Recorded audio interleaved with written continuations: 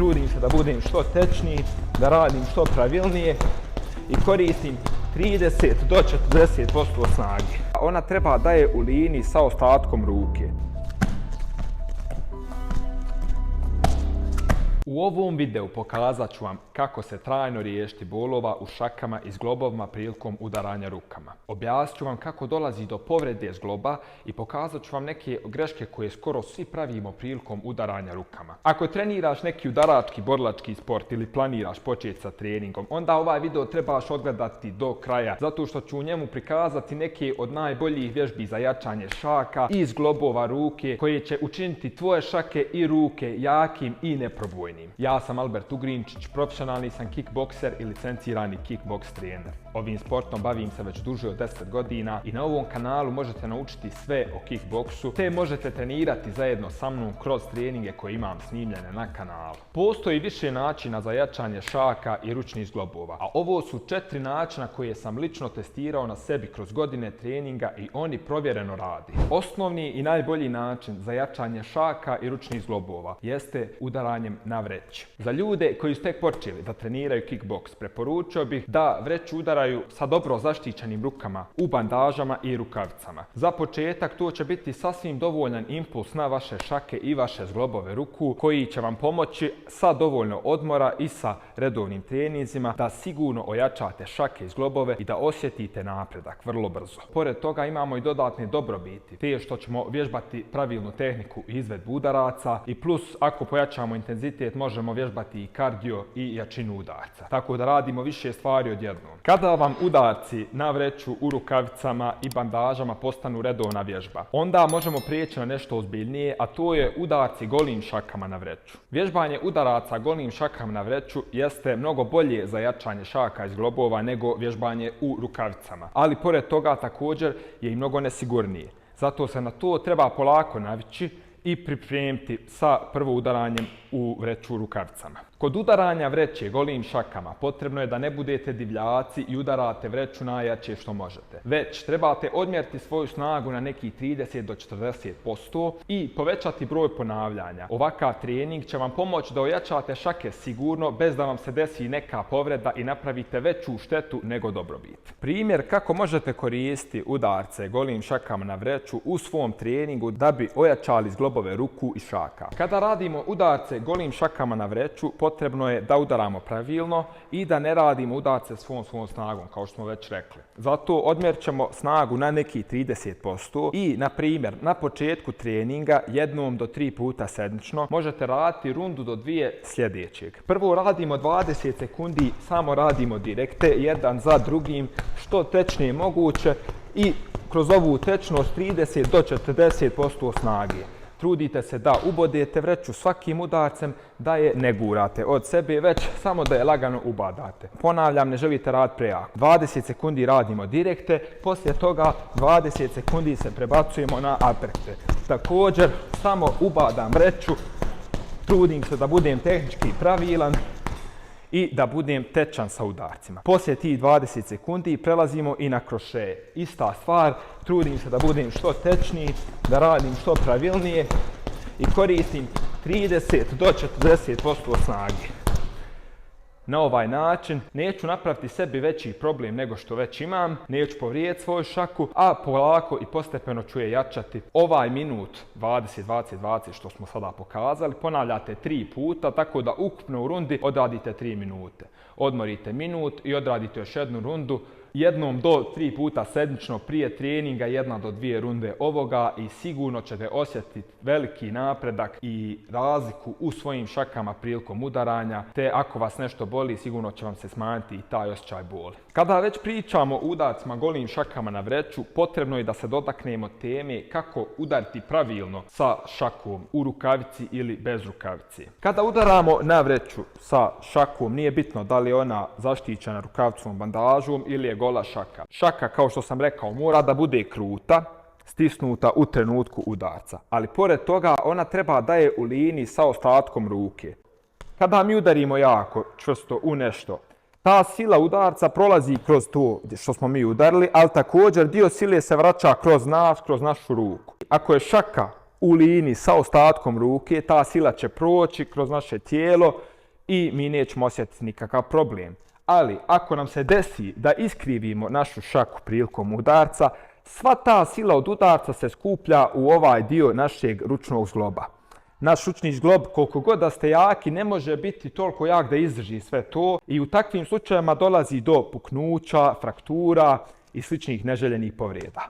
Treći i jednostavan način da jačamo šake i ručne zglobove bez ikakve opreme jeste putem skleka na šakama i putem promjene pozicije šake u skleku. Sad ću vam pokazati na šta tačno mislim pod time. Osnovna osnova što možete svako da radi i što većina nas i zna jeste taj sklek na šakama. To svako može da radi, to je jednostavno, pomaže za jačanje šaka, ali postoje još i bolje stvari. Znači, za početak sad ćemo pokazati jednu progresiju iz ženskog skleka, tako da vam bude svima moguće da ovo radite. Šta znači mijenjati poziciju šake u skleku i kako je ova vježba dobra za jačanje šaka i ručnih zglobova. Kad mijenjamo poziciju, dakle, imamo sada 4 osnovne pozicije. Prva je ova normalna, dlanovi na podu. Druga pozicija će biti šake na podu. Treća pozicija će nam bude prsti na podu i četvrta pozicija će da bude gornji dio dlanova na podu.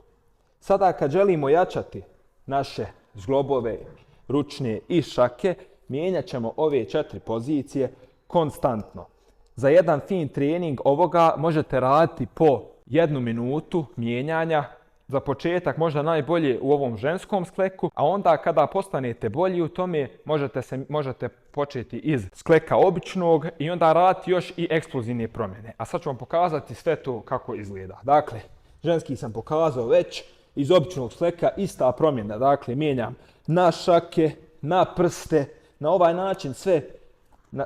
ovaj način svaki put jačam zglobove.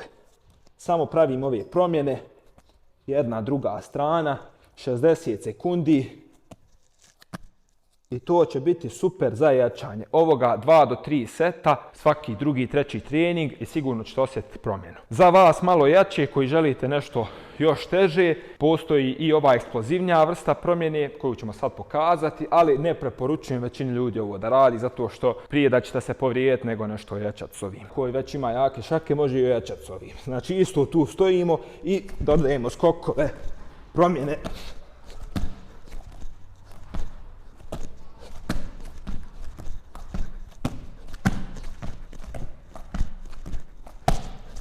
Za ove eksplozivne promjene možete podesti vrijeme na možda 30 sekundi rada, minuta odmora, isto 3-4 serije ovoga, 1-2 put sedmično, sigurno ćete napraviti veliki napredak.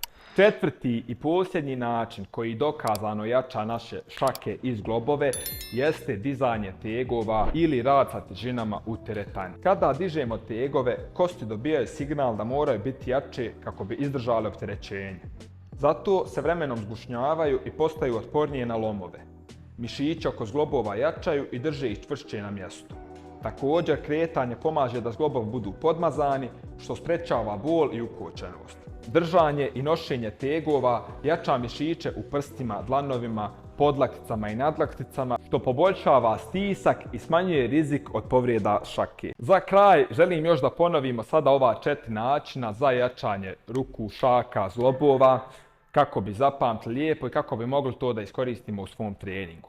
Pod 1 imali smo udarce na vreći u rukavicama i bandažama. To je osnovni način koji će nam svima biti dobar, sa kojim se svi naravno i susrećemo kogod je počeo da trenira, proba da trenira borilačke sportove. Drugi način koji bi trebali koristiti nakon nekog vremena treninga jeste probati udarati vreću golim šakama. Sa time ćemo dodatno jačati naše šake, naše zglobove i sigurno vidjeti još veći napredak nego prije. Treći način poslije toga jeste da koristimo one jednostavne vježbice za koje nam nije potrebna nikakva oprema. Sklekovi na šakama, promjena pozicije šake u skleku, vježbati različite pozicije kako bi ojačali dodatno zglobove šake. I na kraju, četvrta stvar koju nikako ne smijemo zaboraviti i nije nimalo manje bitna od svih ovih ostalih, jeste vježbanje u teretani, rad sa težinama i tegovima koji će nam jačati naše čitavo tijelo, mišiće, kosti, ligamente i sve ostalo. I na taj način ćemo u sklopu biti jači i čvršći i sigurno udarati jače i izdržati veću silu udarca. Još jedan bonus tip za sve vas koji ste ogledali ovaj video do kraja jeste kako vezati bandažu ako imate već sada problem sa šakama, ako vas bole šake dok udarate. Pokazat ću vam jednostavan način koji vam odmah može pomoći da možete barem trenirati ako trenutno imate problem sa udarcima i bolom u šakama. Da bismo bolje vezali bandažu i bolje zaštitili šaku i zglob ruke, potrebno je da koristimo ovako neke jednostavne spužve, bukvalno spužve za sudoper, za pranje, za suđe. Uglavnom šta je fazon sa njima, kada krenemo vezati bandažu, trebamo se fokusirati, naravno klasika, fokusiramo se na zglob. Tu treba jedno 4-5 jakih vezanja, zato što zglob nam je bitan. I pored zgloba, onda kada prijeđemo na gornji dio, na pesnice, stavljamo ove spužve preko šake, najbolje tamo gdje nas boli, jer logično ako nas šaka boli, ovo će nam sigurno pomoći, i vežemo ih zajedno sa spužvom. Nemojte misliti da će vam spužva smetati, ona se svakako stisne pod udarcima, dakle jedno 3 puta ovdje zavežete. Ovo je jedna tehnika koju ja često koristim kad me zabole šake, jer šake znaju jednostavno zaboliti od udaraca kada stalno udarate, ko trenira često, znate 4-5 puta sedmičnog udara, jednostavno nekad vas šake zaboli. I još ako ste jaki na sve to, evo isto fokus je tu da lijepo zavežete ovaj gornji dio oko prstiju, stisnete fino tu bandažu i na ovaj način šake će vam biti mnogo bolje zaštićene, pesnica također i nećete osjetiti toliko bol u rukama kada budete udarali, šta već udarate. Kako to izgleda na kraju.